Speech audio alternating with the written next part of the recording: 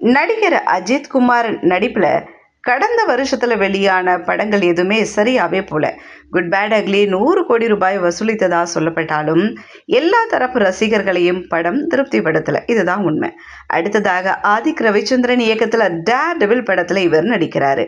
அதை அவங்களுடைய ஒய்ஃப் ஷாலினியை தயாரிக்கிறாங்க. இதற்கிடையே அவருடைய ரேசிங் தொடர்பான கிளாடியேட்டர்ஸ் என்ற ஆவணப்படமும் வர இருக்குது. விஜய் சினிமாவிலிருந்து ஒதுங்கிட்டாரு. அஜித்தோ சினிமாக்களில் நடிக்கிறத குறைச்சிட்டாரு.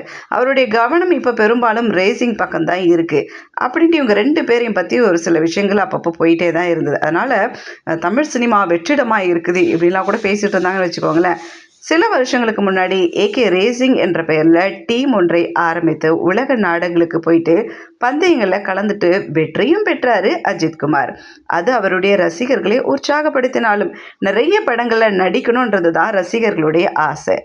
ஏகேவும் அதற்கான வேலையில் தான் இப்போ இறங்கியிருக்கிறாருன்ற தகவல் வந்திருக்கு. அந்த வகையில் ஆதிக் ரவிச்சந்திரன் இயக்கத்தில் டேர் டெவில் படத்தில் நடிக்க கமிட் ஆகிருக்காரு. முதல்ல பார்த்தீங்கன்னா இந்த படம் தயாரிக்கிறதுக்கு எந்த தயாரிப்பாளர்களுமே முன் வரலை. ஏன்னா ஏகேவின் மார்க்கெட்டுக்கும் அவர் கேட்கக்கூடிய சம்பளத்துக்கும் மலையளவு வித்தியாசம் இருக்கிறதால இதை எப்படி நமக்கு பாசிபிள் ஆகும்ன்ட்டு நிறைய பேர் விரக்தி அடைஞ்சு கைவிட்டாங்கன்னு சொன்னாங்க. ஆனால் உடனடியாக ரூட்டை மாற்றிய தலை தன்னுடைய மனைவி ஷாலினியோட சேர்ந்து அந்த படத்தில் இணைந்திருக்கிறார். ஷாலினி தயாரிக்கிறாங்க, அஜித் நடிக்கிறாரு. இணைந்து இருக்கிறாங்கன்னு சேர்ந்து நடிக்கிறாங்கன்னு நடிச்சிடாதீங்க. இதற்கு மத்தியில் பார்த்தீங்கன்னா கார் ரேஸ் தொடர்பாகவும் அடுத்த கட்ட முயற்சிகளை செய்யும் வேலையிலையும் இவர் இறங்கியிருக்கிறார். அதன்படி அவர் பங்கேற்ற கார் ரேஸ் தொடர்பான ஆவணப்படம் ஒன்றையும் எடுத்திருக்கிறார். அதுக்கு கிளாடியேட்டர்ஸ் பெயர் வச்சிருக்காங்க. அதனை இயக்குனர் ஏஎல் விஜய் இயக்கியிருக்கிறாரு. ஜிவி பிரகாஷ் இசையமைச்சிருக்கிறாருன்றது குறிப்பிடத்தகுந்த விஷயம். மொத்தம் 90 நிமிஷங்கள் அந்த ஆவணப்படம் ஓடக்கூடியது. எந்த மாசத்துக்குள்ள அந்த படம் வரும்ட்டும் யூகிக்கப்படுது.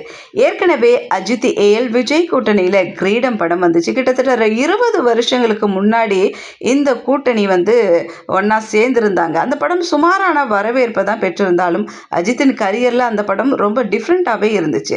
ஆக்ஷன் ஹீரோவாக அவர் போயிட்டு இருக்கக்கூடிய அந்த டைம்ல ஃபேமிலி ஆடியன்ஸ் பக்கமும் அவருடைய கவனம் திரும்பப்பட்டது அப்படின்னு சொல்லப்பட்டுச்சு.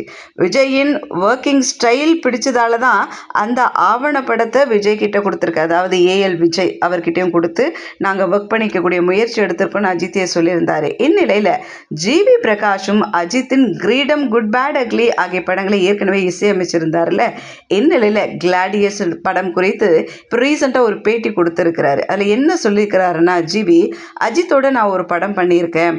அது ரேசிங் தொடர்பான ஆவணப்படம். சர்வதேச அளவுக்கு போயிட்டுருக்கு. அந்த படத்துக்காக ஃபேன் பாய் இசையை கொஞ்சம் அப்படியே கொடுத்துருக்கேன். ஆனால் அஜித்தோ இல்லை ஜிவி ஹீரோயிசமே வேண்டாம் அப்படின்னு சொல்லிட்டு எனக்கு லைட்டாக சிம்பிளாக கொடுங்க அப்படின்றத பதிவு பண்ணதா ஜிவிபியே சொல்லியிருக்கிறாரு.